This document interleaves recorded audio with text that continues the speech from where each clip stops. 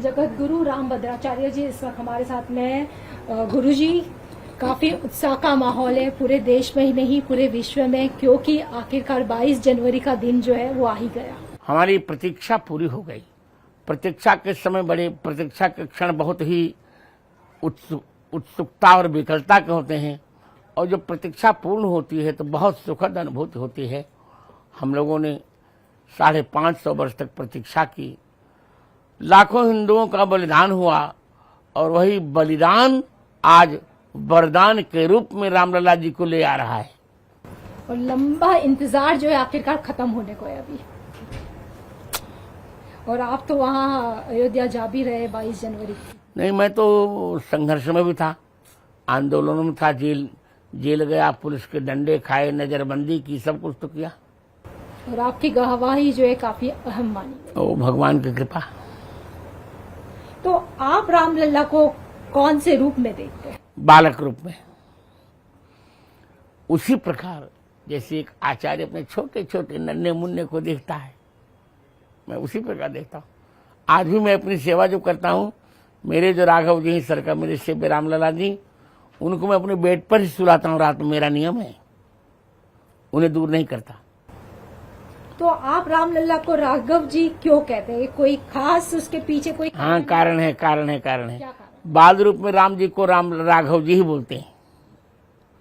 हमारे यहाँ उत्तर भारत का नियम है, अब आपके गुजरात का भले नियम हो, यहाँ तो पति का भी लोग नाम लेते हैं। हमारे यहाँ उत्तर भारत में बड़े बेटे का नाम नहीं लिया जाता, तो कौशल्या जी राम जी को राघव ही कहती थी। और हम लोग उसी परिवार के हैं, गुरु परिवार के हैं, उनके वशिष्ठ गोत्र के ब्राह्मण हैं, तो राघव कहने में एक और दुलार अनुभूत होता है, एक लाड प्यार करने का मन होता है। तो अभी जो है कि रामलला की 3 मूर्तियां बनाई जा रही है, उसमें से किसी एक मूर्ति का चयन किया जाएगा। तो आपके मुताबिक बालक राम जी जो है उनकी किस तरह की मूर्ति होनी चाहिए?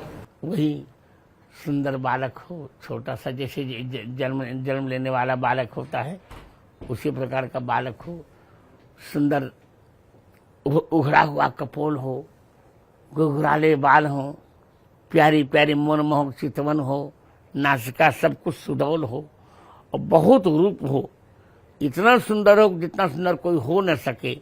ऐसी मूर्ति का चुनाव मैं करूंगा। जैसे कि जो मंदिर भी जो बनाया जा रहा है उसमें विज्ञान के साथ जो है अपनी वैदिक परंपरा का भी ध्यान रखा गया है। हाँ, आप तो आपको चाचा बना ही रहे हैं, तो आप जानते हैं। जैसे कि मंदिर जो है काफी भव्य बन रहा है, आप तो खुद जा ही रहे हैं, तो आप कब दर्शन करेंगे? मैं 22 को ही करूंगा।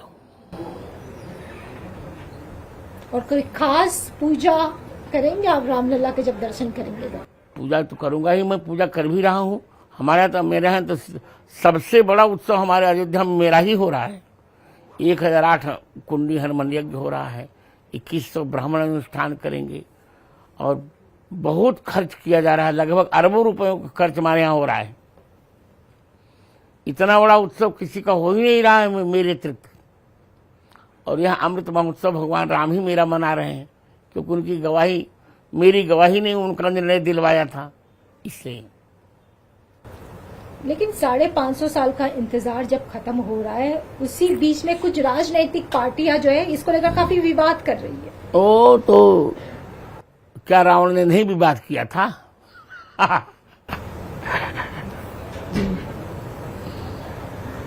कई सारे उटपटांग से बयान भी आ रहे हैं। उत्तर दे दिया मैंने आपको वही पूरा। कई सारे जैसे स्वामी प्रसाद मौर्य जी तो कुछ और ही बात कर रहे हैं हिंदू धर्म को लेकर। वो तो पागल हो चुका है, सठिया गया है, छोड़िए, लेट हिम वर्क। लेकिन आपको लगता है कि अब ऐसे समय में जब 550 साल का इंतजार खत्म हो रहा है तो सभी पार्टियों को इकट्ठा आना चाहिए? और चाहिए तो सब कुछ, पर कोई करे तब ना। क्या राम जी के लिए रावण को नहीं भक्त होना चाहिए था, पर रावण नहीं भक्त हुआ। तो खल भी तो रहते हैं, राम जी के समय खल थे, 14,000 खरदूषण की सेनाएं थी, लंका के 10 करोड़ राक्षस थे, तो कोई बात नहीं, ये सब तो चलता है। और जानती हैं, जितना विरोध होता है उतना व्यक्ति का और महत्व बढ़ जाता है। तो आपको क्या लग रहा है कि विरोध क्या किसी एक पार्टी का हो रहा है या किसी एक व्यक्ति के कारण हो रहा है ये? नहीं, बहुत से जयचंद्र, रामचंद्र के विरोध में बहुत से जयचंद्र आ गए हैं, तो कोई चिंता नहीं करनी चाहिए। जयचंद्रों का निरंतर पराभव हुआ है और रामचंद्र की निरंतर जय हुई। सियावर रामचंद्र की जय।